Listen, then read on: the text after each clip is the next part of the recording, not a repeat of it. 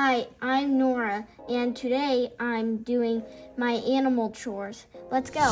First, I bring hay to the chicken coop. Our cats sleep here so they stay warm. The hay helps keep the chickens' nesting boxes comfy for laying eggs.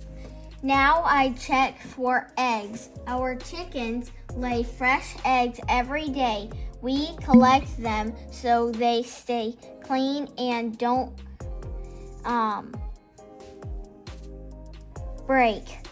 Next, I get the pig and goat food. Pigs eat grains and veggies because helps them grow strong and stay healthy. Goats eat special pellets and hay.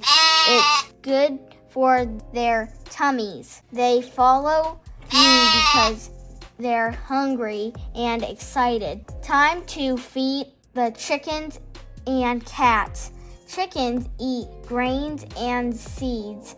This keeps them happy and helps them lay eggs. Our cats eat special cat food so they stay healthy and strong. Animals need fresh water every day, just like us. Water keeps them happy and healthy. Taking care of animals isn't just about food and water.